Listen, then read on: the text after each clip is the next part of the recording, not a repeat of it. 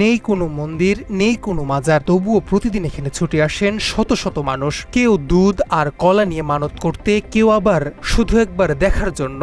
বিশাল এই বটগাছকে ঘিরে রয়েছে শত বছরের ইতিহাস, অসংখ্য লোককথা আর রহস্য। সিরাজগঞ্জের রায়গঞ্জ উপজেলার সরাইদা গ্রামের প্রায় 400 বছরের পুরনো এই বটগাছকে ঘিরে স্থানীয়দের বিশ্বাস, এখানে মানত করলে পূরণ হয় মনের আশা। সবুজে ঘেরা নিরিবিলি গ্রামের মাঝখানে দাঁড়িয়ে থাকা বিশাল এই বটগাছটি দূর থেকে দেখলে মনে হয় যেন একটি ছোট বোন, অথচ কাছে এলেই বোঝা যায় এটি একটি মাত্র গাছ। প্রায় 3.5 থেকে 4 বিঘা জায়গা জুড়ে ছড়িয়ে থাকা অসংখ্য ঝুড়ি মাটিতে নেমে তৈরি করেছে নতুন নতুন কাণ্ড। শতাব্দীর পর শতাব্দী ধরে প্রকৃতির বুকেই যেন নিজের রাজত্ব গড়ে তুলেছে এই বটগাছ। দিনের বেলায় প্রকৃতি প্রেমীর কাছে এটি যেমন আকর্ষণীয়, তেমনি সন্ধ্যা নামতেই জায়গাটি ঘিরে তৈরি হয় এক ভিন্ন আবহ। বিশ্বাসের টানেই বছরের বিভিন্ন সময়ে এখানে ভিড় করছে হিন্দু, মুসলিম সহ নানা ধর্মের মানুষ। 7 জন আছে বাবা, মুসলমান, তারপরে হিন্দু, তারপরে মুসলিম, বিভিন্ন ধরনের আছে।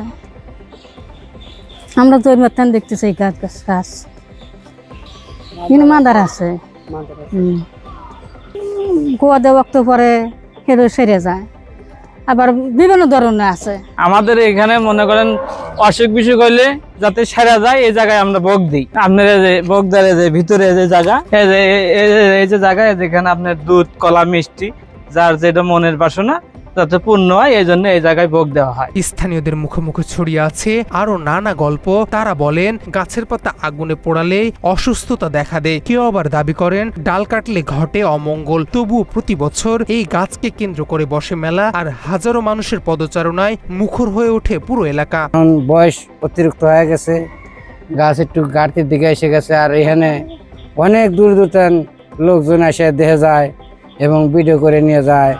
হ্যাঁ, আর এখানে সত্যর কিছু জিনিস আছে, যেমন জ্যৈষ্ঠী মাসা এবং মানামেনশীত করলে পারে, এখানে অসুখ বিসুখ করলে পারে, এখানে মানামেনশীত করলে পারে সারে। এই এক বাচ্চা হয় না, চাউল বালু শহরে এগুলো দেয়, কারণ অসুখ বিসুখ হাত দিবারে বোক দেয়, এই জন্য এটা করে, এই গাছতলা এটা করে।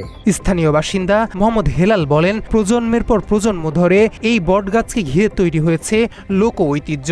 স্থানীয়দের দাবি তাদের পূর্বপুরুষরাও ঠিক একইভাবে এই গাছের প্রতি শ্রদ্ধা দেখাতেন। সময় বদলেছে, গ্রামের চেহারা বদলেছে, কিন্তু বদলায়নি এই গাছটিকে ঘিরে মানুষের বিশ্বাস।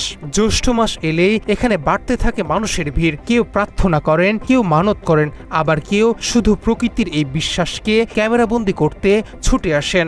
হিন্দু, মুসলমান সবাই ভোগ দেয়, এটাও পুরান্ত গাছ। আমি জন্মের আগের থেকে আমি গাছ দেখতেছি। এখানে মেলা নাগে জাল ডোল কেউ কাটতে পারে না, পাতা পুতা করে গাড়ি হয়েছে, কোনো ব্যক্তি জাল দিতে পারে না। পাতা নিয়ে জাল দিলে পেশাব করা যাবে না, পেশাব করলে এখানে অসুবিধা হয়, ডাল কাটলে নাক মুখ দিয়ে অক্ত উঠে মারা যায়। বাত ব্যথা, প্যারালাইসিস কিংবা আর্থ্রাইটিস, আধুনিক প্রযুক্তি ও অভিজ্ঞ বিশেষজ্ঞদের সমন্বিত চিকিৎসার নির্ভরযোগ্য নাম ডিপিআরসি। উপজেলা নির্বাহী কর্মকর্তা জানান, 4 দশকেরও বেশি সময় ধরে দাঁড়িয়ে থাকা এই বটগাছ আজ শুধু একটি গাছ নয়, এটি ইতিহাস, লোক ঐতিহ্য এবং মানুষের বিশ্বাসের প্রতীক। অথচ এখনো সরকারি সংরক্ষণের আওতায় আসেনি এই প্রকৃতির ঐতিহ্য। বিস্তারিত জেনে ব্যবস্থা গ্রহণ করা হবে বলে জানান এই কর্মকর্তা। আমার সাথে এই বিষয়ে কেউ যোগাযোগ করে নাই, বিষয়টা আপনার থেকে প্রথমে জানলাম। হ্যাঁ, 400 বছরের একটা বটগাছ আছে এখানে, এটা আপনার থেকে প্রথম জানলাম।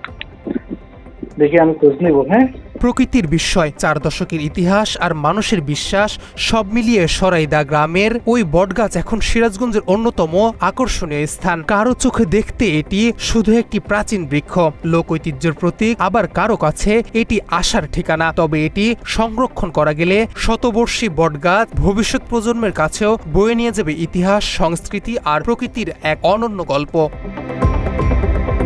তথ্যচিত্রে সবুজ এজ সরকার, বাংলা এডিশন।